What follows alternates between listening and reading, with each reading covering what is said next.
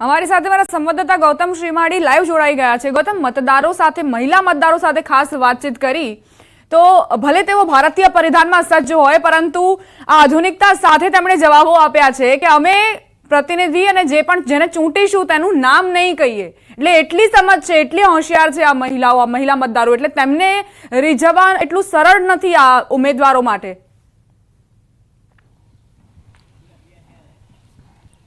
दीपा, आम जोवा जाए तो ग्राम्य विस्तारनो मतदार जे छे ते साणो होय छे अने ए पोते जे मनमा धार्યું હોય છે, મનમાં ઠામ્યું હોય છે તે પ્રકારનું મતદાન કરતા હોય છે। જે આપણે ઉદાહરણ જોયું, જે મહિલાઓ સાથે વાતચીત કરી તેમણે કહ્યું કે અમારી સમસ્યા જે છે સમસ્યાનું નિરાકરણ કરશે તેને મતદાન કરીશું। તેમણે એક વાત એ પણ કરી કે અમારું જે કોને મત કર્યો છે એ આજે ન કહી શકાય, પરંતુ અન્ય લોકોને અપીલ કરતા નજરે પડ્યા છે। એટલે આ ગ્રામ્ય વિસ્તારનો મતદાર કેટલો ભોણો અને સમજદાર જે છે તેની ઉપરથી અંદાજ લગાવી શકાય છે। વહેલી સવારથી જ તમામ मतदान केन्द्रों पर जाओ तो मतदान मथकों पर लांबी कतारों जे छे ते पण जोवा मळती होय छे। लोको होशे होशे मतदान करी रह्या छे। पेटा चूंटणी होय एटले नीरस मतदान होय आ प्रकारनुं हर हमेश रीते जोवा मळतुं होय छे, परंतु वावमां आ जे बाबतो जे छे ते खोटी ठरी रही है।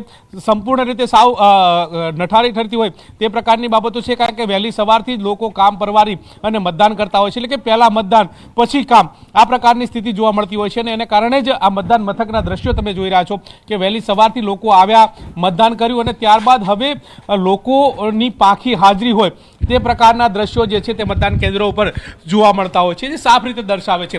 પરંતુ વાત એ છે કે 3 લાખથી પણ વધારે મતદારો જે છે તે વાવ વિધાનસભા બેઠકની અંદર છે। 1,49,000 જેટલી જે મહિલાઓ જે છે તે મતદાર તે આ સમગ્ર વિસ્તારની અંદર મહિલા મતદારો છે। એ જ રીતે 1,50,000થી પણ વધારે પુરુષ મતદારો છે। આ તમામ મતદારો જે છે તે આજે પોતાના મતાધિકારનો ઉપયોગ જે છે તે ફરી એક વખત કરશે। 23 તારીખે પરિણામ આવશે, પછી ખબર પડશે કે કોના તરફનો ઝુકાવ જે છે તે જોવા મળ્યો છે। એક તરફ ભારતીય જનતા પાર્ટી જે છે તે જેમનો 7 વર્ષનો સંન્યાસ છે, 7 વર્ષના સંન્યાસ માટે થઈ અને એડી ચોટીનું જોર લગાવતી નજરે પડી રહી છે, ત્યારે કોંગ્રેસ જે છે તે આ બરકરાર રાખવા માટે, આ બેઠક બરકરાર રાખવા માટે પણ ખૂબ જ મથામણ કરી રહી છે। એની સામે 10 અપક્ષના ઉમેદવારો છે, કેટલાક ઉમેદવારોએ ટેકો આપતા પણ નજરે પડ્યા છે। ત્યારે હવે કોના તરફી કોણ મતદાન કરે છે, કયા મુદ્દાઓને પ્રાધાન્ય આપે છે તે જોવું રહેશે। એટલે કે પરિવર્તન પુનરાવર્તન વર્સિસનો જંગ જે છે તે જોવા મળશે અને હવે કોના તરફનો ઝુકાવ જે છે તે જોવા મળે છે। પરંતુ હોશે હોશે મતદારો જે છે તે બાકી સંખ્યાની અંદર આવી રહ્યા છે। હું હાલ જે જગ્યાએ છું તે જ્ઞાનીબેન ઠાકોર જે અત્યારે સાંસદ તરીકે ચૂંટાયા છે તેમનું ગામ છે। તેમના ગામની અંદર જે લોકો જે છે તે મતદાન કરવા માટે આવી રહ્યા છે। અબાસણા આ ગામ જે છે અને ત્યાં ઠીક 11 વાગે જ્ઞાનીબેન ઠાકોર જે છે ત્યાં મતદાન મથક ઉપર આવશે, પોતાના મતાધિકારનો ઉપયોગ જે છે તે કરશે અને લોકોને પણ પ્રેરણા આપી રહ્યા છે, વાત કરી રહ્યા છે કે મતદાન કરવું એ આપણી ફરજ છે। અત્યારે હાલ તમે જુઓ કે પાકી સંખ્યાની અંદર લોકો જે છે તે મતદાન મથક ઉપર આવતા નજરે પડી રહ્યા છે, કારણ કે ગામડાનો મતદાર જે છે તેની વાત કરવામાં આવે તો વહેલી સવારથી તેઓ કામ પરિવાર્યા વિના સીધા પહેલાં મતદાન કરવામાં આવતા હોય છે અને ત્યારબાદ પોતાના કામે જોડાતા હોય છે।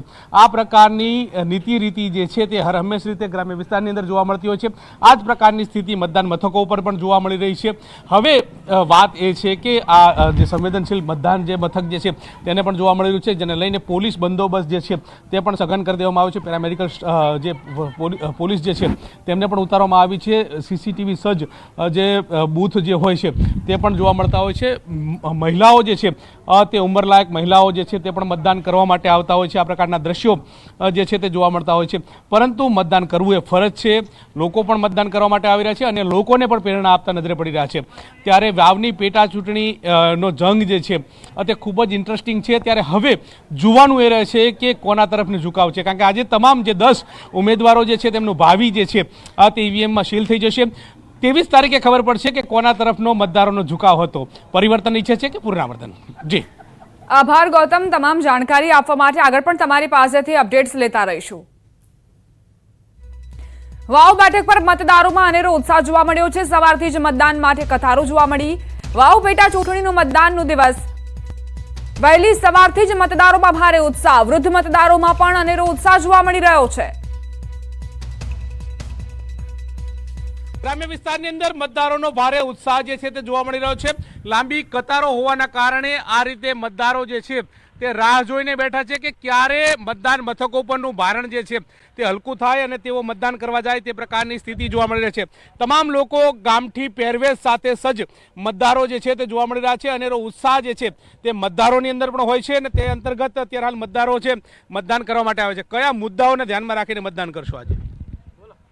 ઓહો, અમે ભાજપમાં હાલશું ભાઈ, ભાજપમાં હાલશું. હા, શું કાકા તમે શું કહો છો? મોદી સાહેબ હમો લમણો વાળ છે કે ઉપર મોદી સાહેબ છે ને આજ મોદી સાહેબ બધું પૂરે છે એટલે અમને બહુ એ બે છે. કયા કયા પ્રશ્નો છે, કયા પ્રશ્નો નિરાકરણ થાય એવું લાગી રહ્યું છે? બસ એ વાતે અમારે શાંતિ છે. તો અત્યારે પાણીની શાંતિ છે. બસ એ વાતે 2,000 રૂપિયા હાલે છે અને ચમ અમે પાછા મોદી સાહેબ કે ઈ જ થાય. તમે કાકા શું કહેશો? કેટલા વર્ષોથી મતદાન કરતા આવો છો, આજે બી મતદાન કરશો? પહેલા તો હતા ધોના કાંકરેજમાં, પણ એ મને થોડો ફેર પડ્યો એટલે અમે આયા ભાજપમાં. એટલે પાણી લાવ્યો, પાણી બોર ખારા થઈ ગયા હતા. પાણી લાવ્યો, 2,000 રૂપિયા હાલે, બીજું કામ કરે અને બોર્ડનું કામ એક રાજમાં કરી નાખે ને બોર્ડના કામ થતા નહોતા. આવા કામ મોદી સાહેબે કરાયા તો અમે ભાજપ જેવું નથી કોઈ નાલવાના. ચોક્કસથી તો આ મતદારો જે છે પોતાના મનની વાત કરી રહ્યા છે, મતદાન કરવા માટે આવી રહ્યા છે. પોતાના પ્રશ્નો મુદ્દાઓને જે વાચા આપશે તેને મતદાન કરશે તે પ્રકારની વાત આ મતદારોના મુખેથી સાંભળવા મળી રહી છે. કેમેરામેન પંકજ મકવાણા સાથે ગૌતમ શ્રીમાળી, ન્યૂઝ 18 ગુજરાતી, બલોદણ, વાવ. વાવની પેટા ચૂંટણીના પડે પડના અપડેટ્સ આપના સુધી પહોંચાડતા રહીશું. હવે સમય છે અન્ય સમાચારોનું. રાજ્યના આરોગ્ય મંત્રી ઋષિકેશ પટેલ આજે મહારાષ્ટ્રથી પરત ફર્યા. ખ્યાતિ હોસ્પિટલ કાંડને લઈ મહારાષ્ટ્રના ચૂંટણી પ્રચાર વચ્ચે પરત ફર્યા. મંત્રી ઓફિસમાં જ ખ્યાતિ હોસ્પિટલ મોત કાંડ મુદ્દે બેઠક યોજશે. આરોગ્ય વિભાગના ઉચ્ચ અધિકારીઓ સાથે બેઠક કરશે. બેઠક બાદ આગામી નિર્ણયની ઘોષણા કરવામાં આવશે. અમદાવાદની ખ્યાતિ હોસ્પિટલ કાંડમાં જે 2 લોકોના મોત થયા ત્યારબાદ હોબાળો કરવામાં આવ્યો. પરિવારજનોએ આક્રોશ ઠાલવ્યો અને આખી હકીકતો ખુલી કે કઈ રીતે PMJAY યોજના અંતર્ગત આ લોકો સરકાર પાસેથી પૈસા ખંખેરતા હતા. જે વ્યક્તિઓને, જે દર્દીઓને જરૂર ન હોય તેમની પણ એન્જિયોપ્લાસ્ટી કરી દેતા હતા, સ્ટેન્ડ મૂકી દેતા હતા અને ત્યારબાદ સરકારમાં ક્લેમ કરીને પૈસા મેળવતા હતા. હવે આ જ આખા કાંડને લઈને આરોગ્ય મંત્રી ઋષિકેશ પટેલ જે મહારાષ્ટ્રથી પરત ફરતા જ એક્શનમાં આવી ચૂક્યા છે. આ આખા કાંડને લઈને બેઠકો કરશે, ઉચ્ચ અધિકારીઓ સાથે બેઠક કરીને આખી ઘટનાની સમીક્ષા કરશે અને ત્યારબાદ કાર્યવાહી કડક કરવામાં આવશે. ગઈકાલે પણ પૂર્વ ડેપ્યુટી CM નીતિન પટેલે કહ્યું હતું કે સરકાર આજે આખા કાંડમાં કડક વલણ અપનાવશે અને જે લોકો પણ જવાબદાર છે, જે લોકો પણ આરોપી છે તેમને છોડવામાં નહીં આવે. આજે રાજ્યના આરોગ્ય મંત્રી ઋષિકેશ પટેલ મહારાષ્ટ્ર પ્રવાસથી પરત ફર્યા છે અને પહેલી જ પ્રાથમિકતા તેમની આ ખ્યાતિ હોસ્પિટલ કાંડને લઈને જાણકારી મેળવવી. સંવાદદાતા ગીતા મહેતા જોડાઈ ગયા છે વધુ જાણકારી સાથે. ગીતા, આરોગ્ય મંત્રી ઋષિકેશ પટેલ બેઠક યોજશે ખ્યાતિ હોસ્પિટલ કાંડને લઈને, શું વિગતો? જી, આરોગ્ય મંત્રી ઋષિકેશ પટેલ મહારાષ્ટ્ર ચૂંટણી પ્રવાસે હતા, પરંતુ ખ્યાતિ જે પ્રકારે 2 લોકો ખ્યાતિ હોસ્પિટલમાં જે પ્રકારે ઇલીગલ રીતે 2 લોકોના મોત થયા તેના પગલે તેઓ ચૂંટણી પ્રવાસ ટૂંકાવીને આજે પરત ફર્યા છે. તેમની રાહ જોવાઈ રહી છે. થોડી જ વારમાં આરોગ્ય વિભાગના ઉચ્ચ અધિકારીઓ સાથે ઋષિકેશભાઈની બેઠક શરૂ થશે.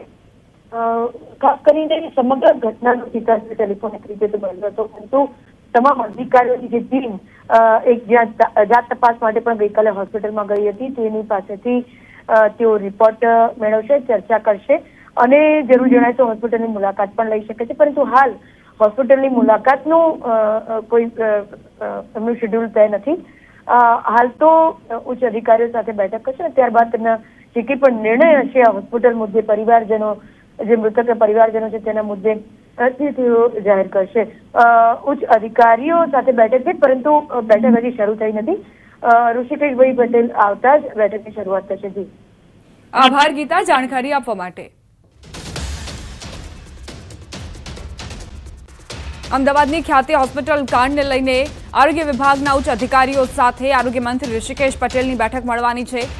જાણકારી મેળવવામાં આવશે કે ઘટનાક્રમ શું થયું હતું અને ત્યારબાદ કડક પગલાં લેવામાં આવશે.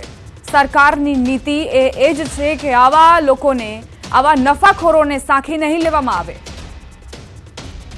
અમદાવાદની ખ્યાતિ હોસ્પિટલ કાંડમાં 17 દર્દી ડિસ્ચાર્જ. ગઈકાલે રાત્રે જ તમામ દર્દીઓને ડિસ્ચાર્જ કરાયા. હોસ્પિટલમાં હાલ એક પણ દર્દી નથી. કુલ 17 દર્દીને રજા અપાઈ. હાલમાં 2 દર્દીના મોત મામલે તપાસ યથાવત. બંને મૃતકોના પીએમ રિપોર્ટ બાદ ખબર પડશે કે આખરે મોતનું સાચું કારણ શું હતું.